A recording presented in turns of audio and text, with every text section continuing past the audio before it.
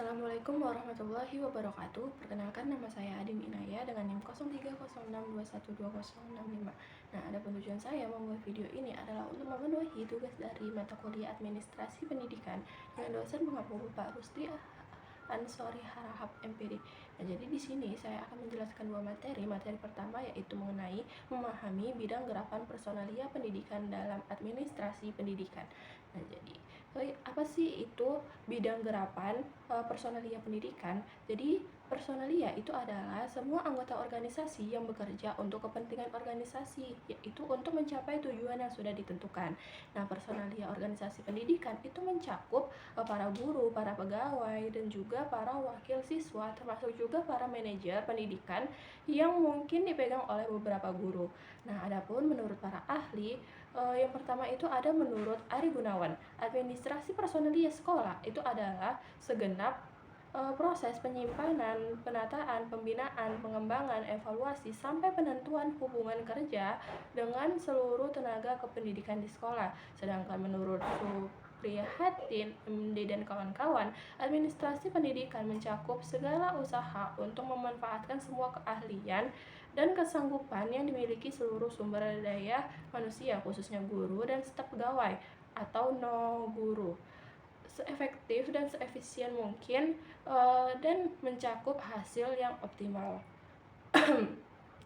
Nah, dari beberapa pendapat tersebut, maka bidang gerakan personalia pendidikan atau administrasi personalia pendidikan adalah bagian yang sangat penting dalam pengelolaan personalia dalam pendidikan dan melibatkan manajemen dan pengelolaan sumber daya manusia yang terlibat dalam sistem pendidikan seperti pengelolaan guru, staf pendidikan, sumber daya lainnya di lingkungan sekolah.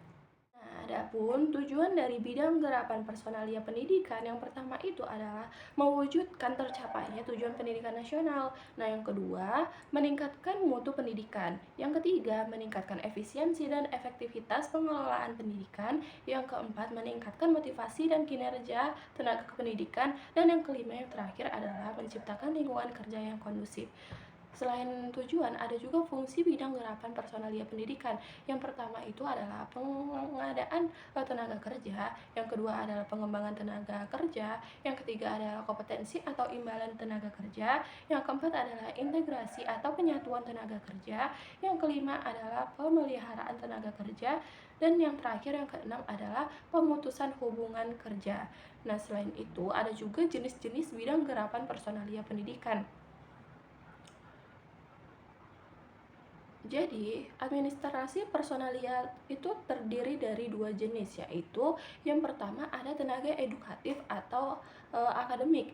Itu merupakan guru atau pengajar tetap dan tidak tetap atau honorer.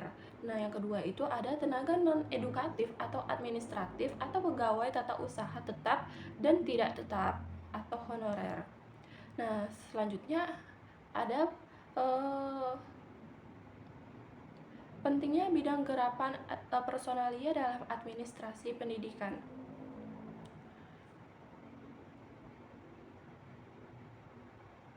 Nah, jadi bidang gerakan personalia dalam administrasi pendidikan ini sangat penting karena personalia sekolah itu harus memiliki kepribadian yang tahan uji dan meningkatkan mutu pendidikan. Personalia sekolah juga diharapkan mempunyai hubungan yang harmonis antara personal agar setiap program sekecil apapun dapat terrealisasikan dengan maksimal. Kemudian materi yang kedua yaitu ada bidang garapan kurikulum dalam administrasi pendidikan.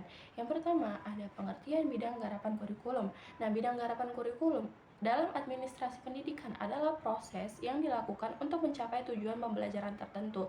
Dalam konteks ini, kegiatan pembelajaran dapat berjalan dengan baik dan terkendali. Nah, bidang garapan kurikulum itu meliputi beberapa aspek seperti penyusunan silabus, RPP, program semester, dan program tahunan, serta semua bidang yang dapat digarap oleh administrasi kurikulum. Nah, proses ini melibatkan perencanaan, implementasi, dan evaluasi kurikulum pendidikan yang dilakukan oleh administrasi kurikulum untuk mencapai tujuan pendidikan yang sudah ditetapkan. Nah, Selanjutnya ada unsur-unsur bidang garapan administrasi pendidikan. Nah, ada 8 unsur dan dalam kajian administrasi pendidikan, yang pertama itu adalah organisasi. Organisasi ini adalah unsur yang paling fundamental dalam administrasi pendidikan. Nah, organisasi meliputi struktur organisasi, tugas, fungsi yang diberikan kepada setiap individu atau organisasi. Kemudian yang kedua itu ada manajemen. Nah, manajemen ini adalah suatu unsur yang memainkan peran penting dalam mencapai tujuan pendidikan. Nah, manajemen meliputi perencanaan, perorganisasian, dan pengawasan kegiatan-kegiatan di sekolah. Kemudian yang ketiga ada komunikasi. Komunikasi ini meliputi cara berkomunikasi yang efektif antara guru, siswa, dan juga orang tua siswa. Selanjutnya ada tata kelola atau tata usaha. Tata kelola atau tata usaha ini adalah unsur yang meliputi kegiatan-kegiatan yang menyangkut administrasi seperti mencatat keluar masuknya barang, dan membuat laporan dan statistik mengenai keadaan siswa setiap bulan. Kemudian yang kelima itu ada personalia dan kepegawaian. Nah, ini menyangkut seperti penyebaran tugas dan penilaian kinerja guru. Kemudian yang keenam itu ada finansial atau keuangan. Nah, finansial atau keuangan ini merupakan unsur yang meliputi kegiatan-kegiatan yang menyangkut pengelolaan keuangan seperti pengelolaan dana dan pengelolaan aset. Nah, yang ketujuh itu ada fasilitas. Nah, fasilitas ini adalah unsur yang meliputi kegiatan-kegiatan yang menyangkut pengelolaan sarana seperti perawatan dan perbaikan fasilitas. Nah, yang selanjutnya yang ke-8 yang terakhir itu ada humas. Humas ini adalah unsur yang meliputi kegiatan-kegiatan yang menyangkut komunikasi dengan masyarakat seperti pengelolaan media sosial dan pengelolaan acara. Selanjutnya yaitu ada analisis bidang garapan kurikulum. Nah, analisis bidang garapan kurikulum dalam administrasi pendidikan itu menunjukkan bahwa beberapa bidang garapan di dalamnya meliputi manajemen kurikulum, manajemen siswa, dan manajemen sarana. Nah, manajemen kurikulum itu meliputi perencanaan, implementasi, dan evaluasi kurikulum pendidikan.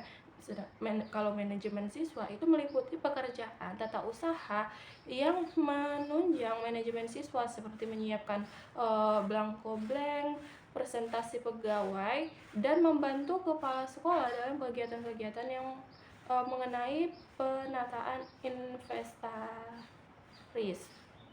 Nah, manajemen sarana itu meliputi kegiatan ketatausahaan yang menyangkut administrasi sarana seperti mencatat keluar masuknya barang dan membuat laporan yang statistik mengenai keadaan siswa setiap bulan.